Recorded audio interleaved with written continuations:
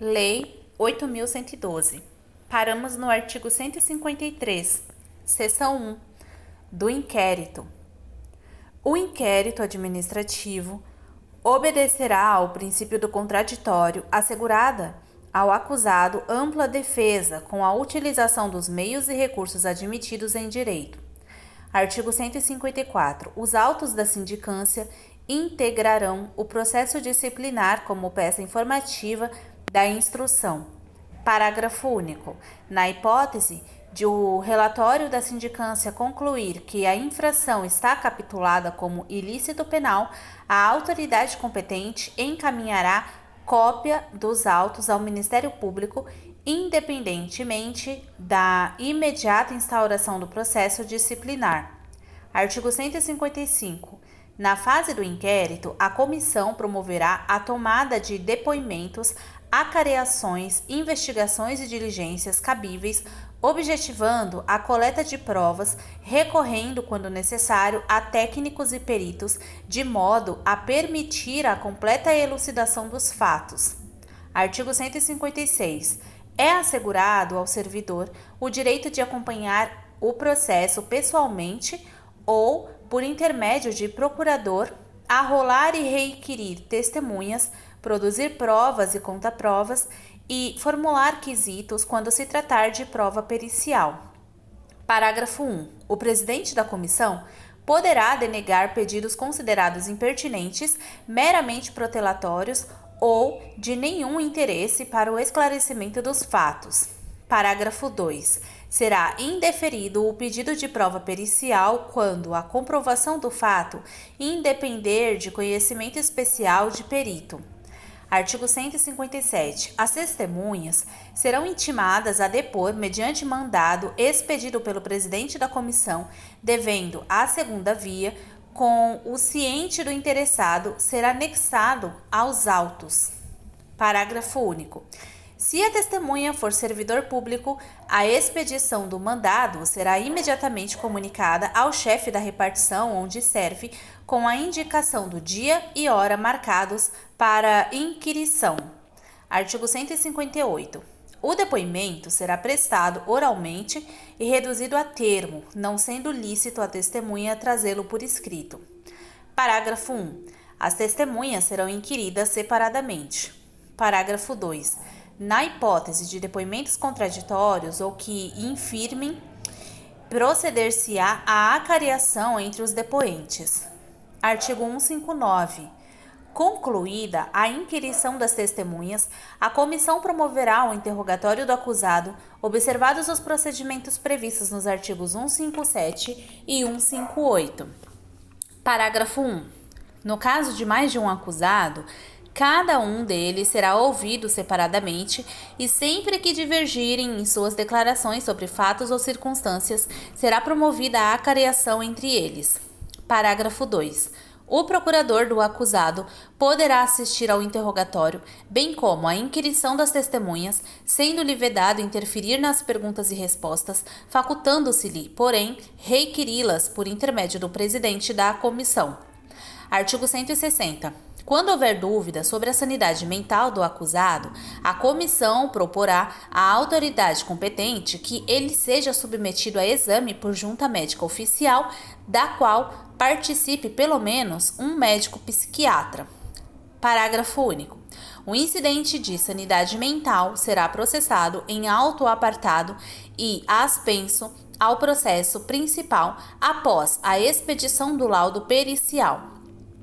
Artigo 161. Tipificada a infração disciplinar, será formulada a indiciação do servidor com a especificação dos fatos a ele imputados e das respectivas provas. Parágrafo 1. O indiciado será citado por mandado expedido pelo presidente da comissão para apresentar defesa escrita no prazo de 10 dias, assegurando-se-lhe vista do processo na repartição. Parágrafo 2. Havendo 2 ou mais indiciados, o prazo será comum e de 20 dias.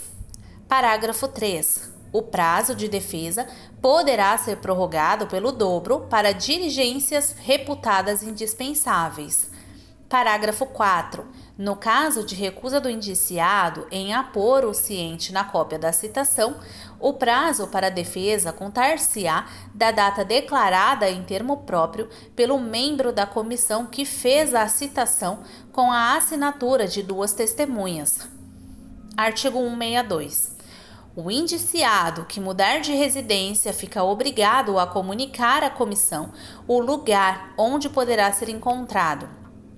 Artigo 163. Achando-se o indiciado em lugar incerto e não sabido, será citado por edital publicado no Diário Oficial da União e em jornal de grande circulação na localidade do último domicílio conhecido, para apresentar defesa. Parágrafo único. Na hipótese deste artigo, o prazo para a defesa será de 15 dias a partir da última publicação do edital. Artigo 164. Considerar-se-á revel o indiciado que regularmente citado não apresentar defesa no prazo legal. Parágrafo 1. A revelia será declarada por termo nos autos do processo e devolverá o prazo para a defesa. Parágrafo 2. Para defender o indiciado revel, a autoridade instauradora do processo designará um servidor como defensor dativo, que deverá ser ocupante de cargo efetivo superior ou de mesmo nível, ou ter nível de escolaridade igual ou superior ao do indiciado. Artigo 165. Apreciada a defesa, a comissão elaborará relatório minucioso, onde resumirá as peças principais dos autos e mencionará as provas em que se baseou para formar a sua convicção. Parágrafo 1. O relatório será sempre conclusivo quanto à inocência ou à responsabilidade do servidor. Parágrafo 2. Reconhecida a responsabilidade do servidor, a comissão indicará o dispositivo legal ou regulamentar transgredido, bem como as circunstâncias agravantes ou atenuantes. Artigo 166. O processo disciplinar com o relatório da comissão será remetido à autoridade que determinou a sua instauração para julgamento. Seção 2 do julgamento. Artigo 167. No prazo de 20 dias contados do recebimento do processo, a autoridade julgadora proferirá a sua decisão. Parágrafo 1. Se a penalidade a ser aplicada exceder a alçada da autoridade instauradora do processo, este será encaminhado à autoridade competente, que decidirá em igual prazo. Parágrafo 2. Havendo mais de um indiciado e diversidade de sanções, o julgamento caberá à autoridade competente para a imposição da pena mais grave. Parágrafo 3. Se a penalidade prevista for a demissão ou cassação de aposentadoria ou disponibilidade, o julgamento caberá às autoridades de que trata o inciso 1 do artigo 141. Parágrafo 4. Reconhecida pela comissão a inocência do servidor, a autoridade instauradora do processo determinará o seu arquivamento, salvo se flagrantemente contrária à prova dos autos. Artigo 168. O julgamento acatará o relatório da comissão, salvo quando contrário às provas dos autos. Parágrafo único. Quando o relatório da comissão contrariar as provas dos autos, a autoridade julgadora poderá, motivadamente, agravar a penalidade proposta, abrandá-la ou isentar o servidor de responsabilidade. Artigo 169.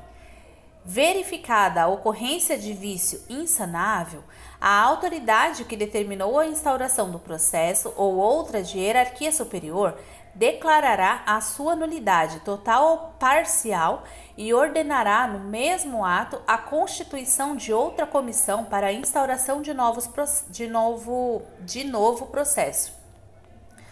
Parágrafo 1. O julgamento fora do prazo legal não implica nulidade do processo. Parágrafo 2. A autoridade julgadora que der causa à prescrição de que trata o artigo 142, parágrafo 2, será responsabilizada na forma do capítulo 4 do título 4.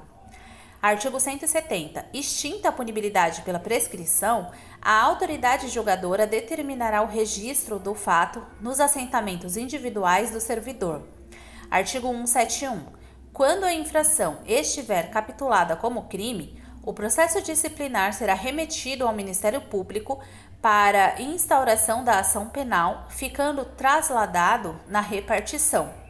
Artigo 172. O servidor que responder a processo disciplinar só poderá ser exonerado a pedido ou aposentado voluntariamente após a conclusão do processo e o cumprimento da penalidade, acaso aplicada. Parágrafo único.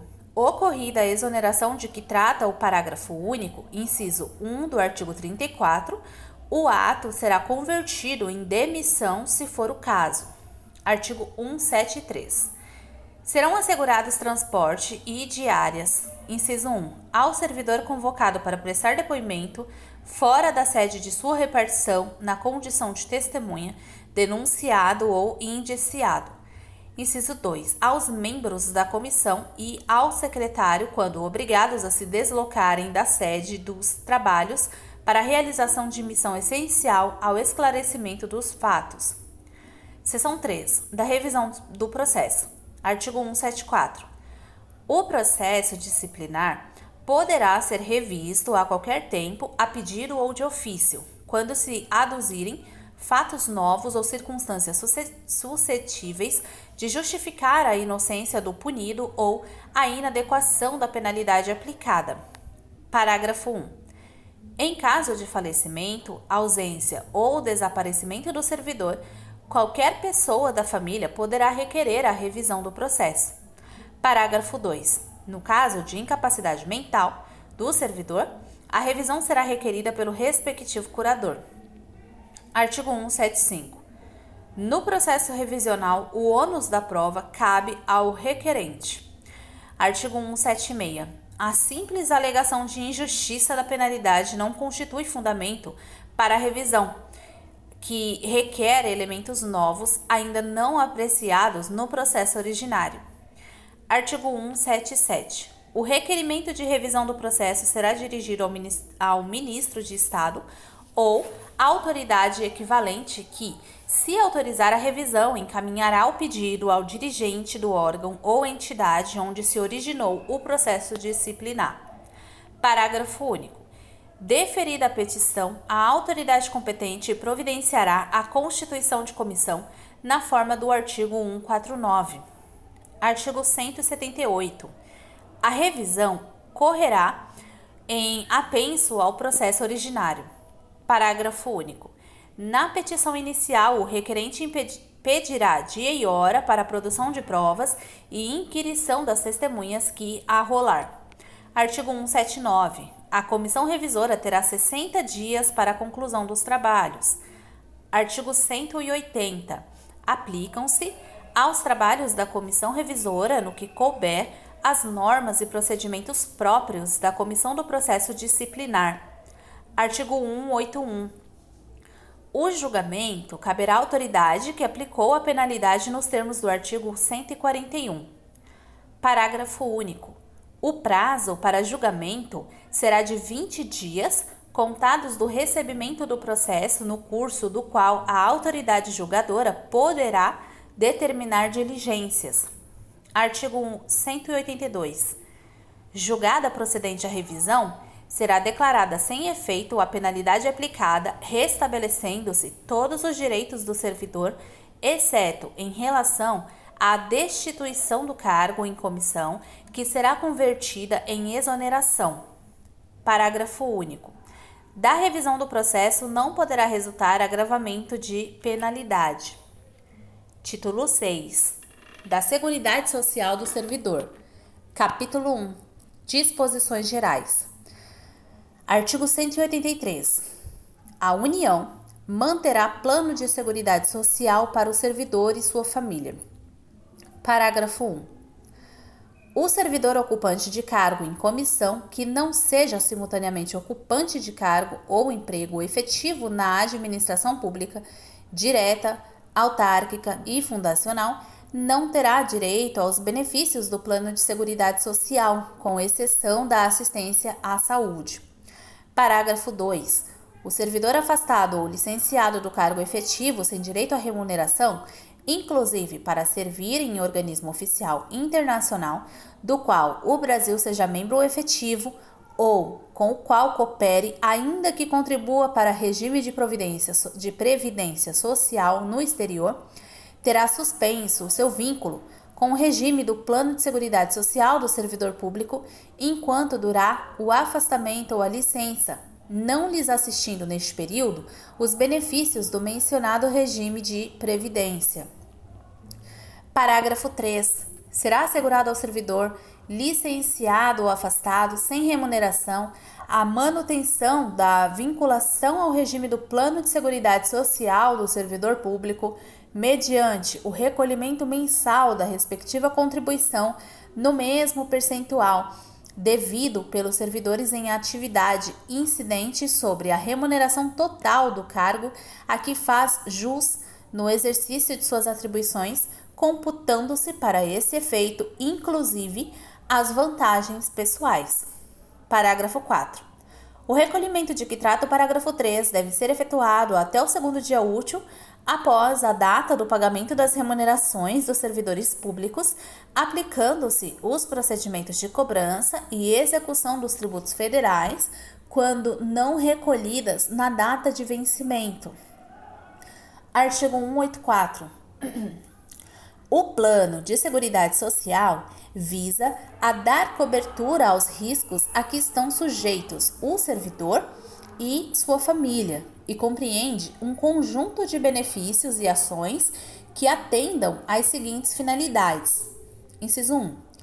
Garantir meios de subsistência nos eventos de doença, invalidez, velhice, acidente em serviço, inatividade, falecimento e reclusão. Inciso 2. Proteção à maternidade, à adoção e à paternidade. Inciso 3. Assistência à saúde.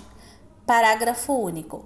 Os benefícios serão concedidos nos termos e condições definidos em regulamento, observadas as disposições desta lei. Artigo 185. Os benefícios do Plano de Seguridade Social do servidor compreendem: inciso 1. Quanto ao servidor, a linha A, aposentadoria, a linha B, auxílio natalidade, a linha C, salário família, a linha D, licença para tratamento de saúde, a linha E, a gestante, licença à gestante, a adotante e licença paternidade, a linha F, licença por acidente em serviço, a linha G, assistência à saúde, a linha H, garantia de condições individuais e ambientais de trabalho satisfatórias. Inciso 2. Quanto ao dependente, a linha A, pensão vitalícia e temporária, a linha B, auxílio funeral, a linha C, auxílio reclusão, a linha D, assistência à saúde. Parágrafo 1. As aposentadorias e pensões serão concedidas e mantidas pelos órgãos ou entidades aos quais se encontram vinculados os servidores, observado o disposto nos artigos 189 a 224. Parágrafo 2. O recebimento indevido de benefícios havidos por fraude, dolo ou má-fé implicará devolução ao erário do total auferido sem prejuízo da ação penal cabível. Capítulo 2. Dos benefícios. Seção 1. Da aposentadoria. Artigo 186. O servidor será aposentado, inciso 1, por invalidez permanente, sendo os proventos integrais quando decorrente de acidente em serviço, moléstia profissional ou doença grave, contagiosa ou incurável, especificada em lei e proporcionais nos demais casos. Inciso 2. Compulsoriamente aos 70 anos de idade, com proventos proporcionais ao tempo de serviço. Inciso 3. Voluntariamente, a linha A, aos 35 anos de serviço se homem e aos 30 se mulher, com proventos integrais. A linha B, aos 30 anos de efetivo exercício em funções de magistério se professor e 25 anos se professora, com proventos integrais. A linha C, aos 30 anos de serviço se homem e aos 25 se mulher, com proventos proporcionais a esse tempo.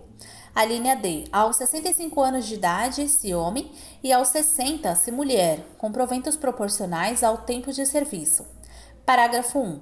Consideram-se doenças graves, contagiosas ou incuráveis, a que se refere o inciso 1 deste artigo, tuberculose ativa, alienação mental, esclerose múltipla, neoplasia maligna, cegueira posterior ao ingresso no serviço público, hanseníase, cardiopatia grave, doença de Parkinson, paralisia irreversível e incapacitante, espondiloartrose aquilosante, nefropatia grave, estados avançados do mal de Paget, que é a osteíde deformante, síndrome de imunodeficiência adquirida, que é a AIDS, e outras que, além de indicar com base na medicina especializada. Parágrafo 2. Nos casos de exercício de atividades consideradas insalubres ou perigosas, bem como nas hipóteses previstas no artigo 71, a aposentadoria de que trata o inciso 3, a linha A e C, observará o disposto em lei específica. Parágrafo 3. Na hipótese do inciso 1, o servidor será submetido à junta médica oficial que atestará a invalidez quando caracterizada a incapacidade para o desempenho das atribuições do cargo ou a impossibilidade de se aplicar o disposto no artigo 24. Artigo 187.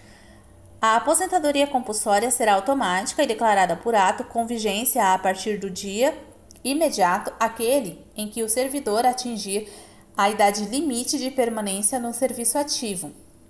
Artigo 188.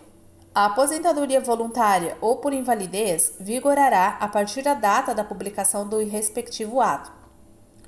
Parágrafo 1. A aposentadoria por invalidez será precedida de licença para tratamento de saúde por período não excedente a 24 meses. Parágrafo 2. Expirado o período de licença e não estando em condições de reassumir o cargo ou de ser readaptado, o servidor será aposentado. Parágrafo 3. O lapso de tempo compreendido entre o término da licença e a publicação do ato da aposentadoria será considerado como de prorrogação da licença. Parágrafo 4. Para os fins do disposto no parágrafo 1 deste artigo, serão consideradas apenas as licenças motivadas pela enfermidade ensejadora de invalidez ou doenças correlacionadas.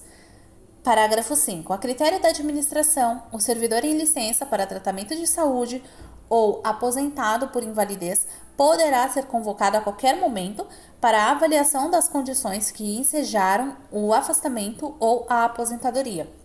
Artigo 189. O provento da aposentadoria será calculado com observância do disposto no parágrafo 3 do artigo 41 e revisto na mesma data e proporção sempre que se modificar a remuneração dos servidores em atividade. Parágrafo único. São estendidos aos inativos quaisquer benefícios ou vantagens posteriormente concedidas aos servidores em atividade, inclusive quando decorrentes de transformação ou reclassificação do cargo ou função em que se deu a aposentadoria. Artigo 190. O servidor aposentado com provento proporcional ao tempo de serviço, se acometido de qualquer das moléstias especificadas no parágrafo 1 do artigo 186 desta lei e por esse motivo for considerado inválido por junta médica oficial, passará a perceber provento integral, calculado com base no fundamento legal de concessão de aposentadoria. Artigo 191. Quando proporcional ao tempo de serviço, o provento não será inferior a 1/3 da remuneração da atividade. Artigo 194. Ao servidor aposentado será paga a gratificação natalina até o dia 20 do mês de dezembro, em valor equivalente ao respectivo provento, deduzido o adiantamento recebido. Artigo 195. Ao ex-combatente que tenha efetivamente participado de operações bélicas durante a Segunda Guerra Mundial, nos termos da Lei 5315, de 12 de setembro de 1967, será concedida a aposentadoria com provento integral aos 25 anos de serviço efetivo.